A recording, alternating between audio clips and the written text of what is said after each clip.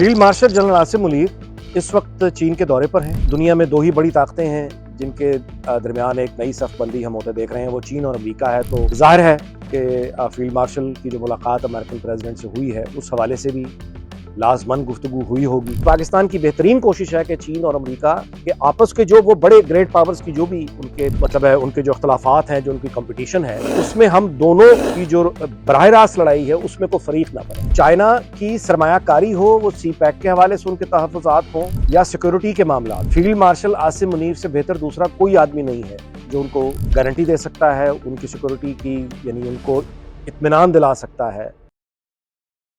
Field marshal general Asim Munir इस वक्त चीन के दौरे पर हैं और उनकी मुलाकातें चाइना की आला तरीन क़यादतों से हुई हैं, वज़ीर ख़ारजा से हुई हैं, नायब सदर से हुई हैं। और ये दौरा बहुत ही गैर मामूली वक्त पे हो रहा है, बहुत ही गैर मामूली दौरा है, क्योंकि ये दौरा फील्ड मार्शल की अमरीकी सदर से जो मुलाकात है उसके बाद उनका पहला दौरा है चाइना का। तो जो मामलात पाकिस्तान और चाइना के दरमियान मौजूद हैं वही इन मुलाकातों में ज़ेर बहस आए होंगे। उनमें सी पैक है, उसमें चीनी सरमायाकारी है, उसमें चाइनीज़ जो लोग पाकिस्तान के अंदर काम कर रहे हैं उनकी सिक्योरिटी का मामला ज़रूर ज़ेर बहस आया होगा।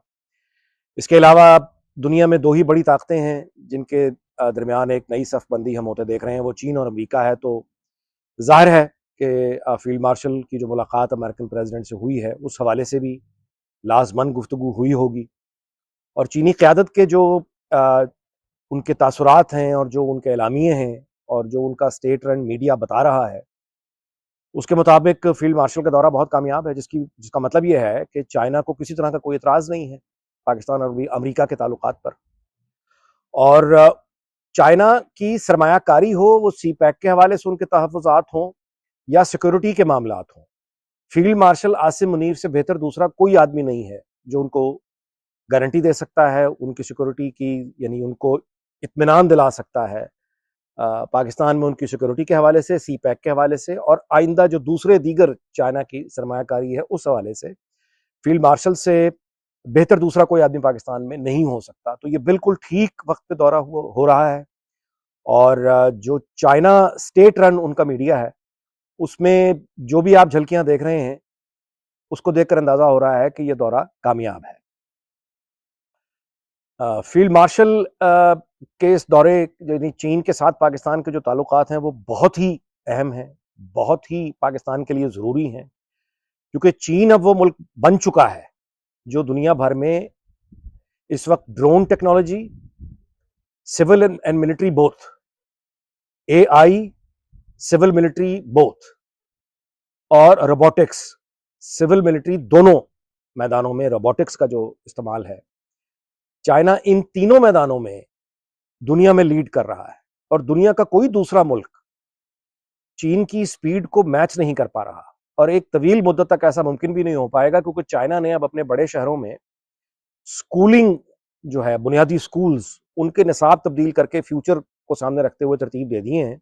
और उनके बड़े शहरों में अब जो स्कूल्स हैं वो AI के, यानी कॉपरेशन से स्कूल रन हो रहे हैं। उनके जो क्लासरूम है वो स्मार्ट क्लासरूम कहलाते हैं, जहां पे आर्टिफिशियल इंटेलिजेंस के कैमरे जो हैं वो एक एक बच्चे के चेहरे के तासुरात से असेस कर रहे होते हैं कि किस बच्चे को कौन से सब्जेक्ट में मुश्किल है, कौन से। और उनकी जो टेक्नोलॉजी, AI, रोबोटिक्स और ड्रोन्स और AI के साथ जो कनेक्टिविटी है वो अब चाइना में उन्होंने बिल्कुल स्कूल के, यानी स्कूलिंग से उन्होंने शुरू कर दी है।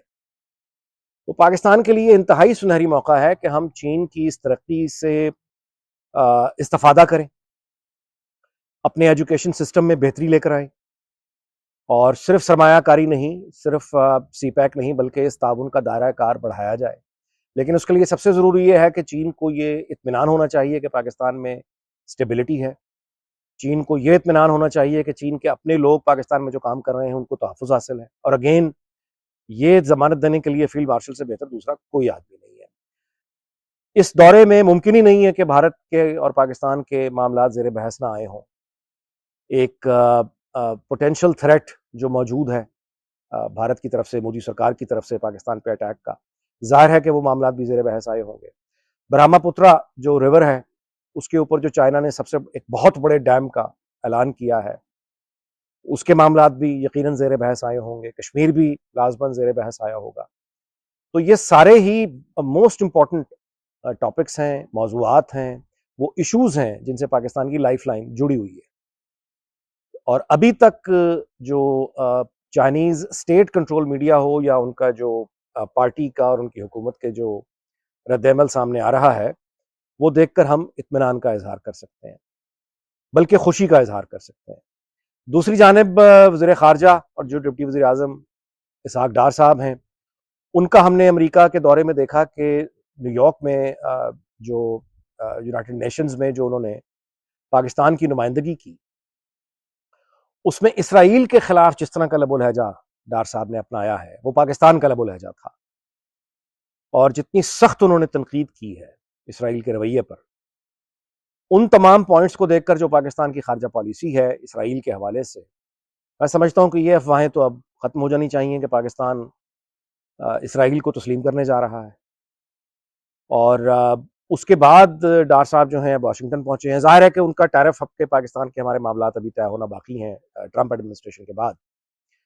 لیکن قابل غور ہے کہ جب سے فیلڈ مارشل عاصم منیر کی ملاقات ڈونلڈ ٹرمپ سے ہوئی ہے، امریکی صدر سے، اس کے بعد سے یہ پوری دنیا دیکھ رہی ہے، خاص طور پہ بھارت دیکھ رہا ہے، اور یہ بہت وہاں موضوع زیر بحث آئے دن رہتا ہے کہ جب سے یہ ملاقات ہوئی ہے فیلڈ مارشل کی اور پریزیڈنٹ ٹرمپ کی، تب سے پریزیڈنٹ ٹرمپ جو ہے وہ پاکستان کے گیت گا رہا ہے اور بھارت کے ساتھ رویہ سخت سے سخت ہوتا چلا جا رہا ہے.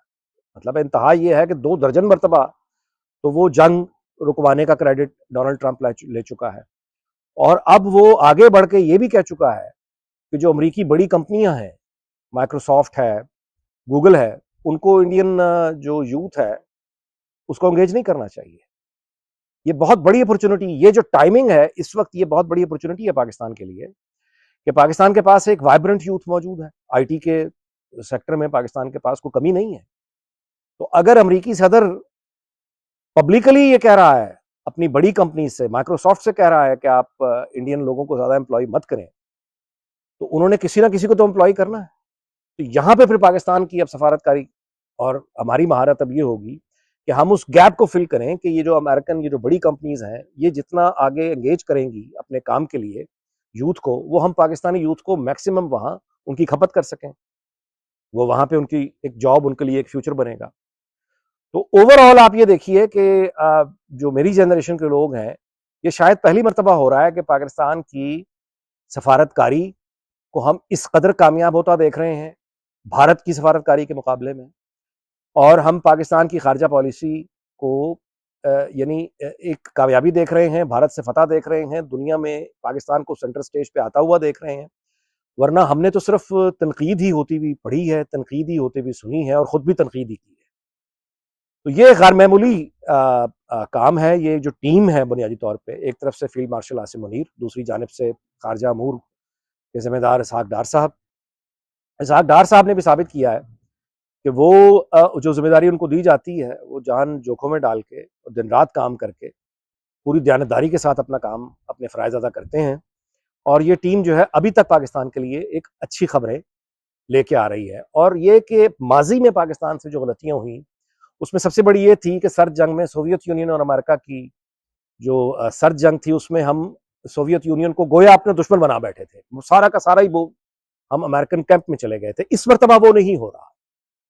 اس مرتبہ جہاں وزیر خارجہ، ڈپٹی وزیر اعظم امریکہ میں موجود ہیں، وہاں وہی فیلڈ مارشل جو امریکی صدر کے ساتھ لنچ کر کے آئے تھے، وہ خود اس وقت چین میں موجود ہیں. اور پاکستان کی بہترین کوشش ہے کہ چین اور امریکہ کے آپس کے جو وہ بڑے گریٹ پاورز کی جو بھی ان کے مطلب ہے، ان کے جو اختلافات ہیں، جو ان کی کمپٹیشن ہے، اس میں ہم دونوں کی جو براہ راست لڑائی ہے اس میں کوئی فریق نہ بنے، اور دونوں ممالک کے ساتھ اچھے تعلقات رکھتے ہوئے پاکستان کے لیے جو بھی بہتر ہو وہ گول اچیو کرنے کی کوشش کریں. اور یہی ایفرٹ ہمیں صاف دکھائی دے رہی ہے.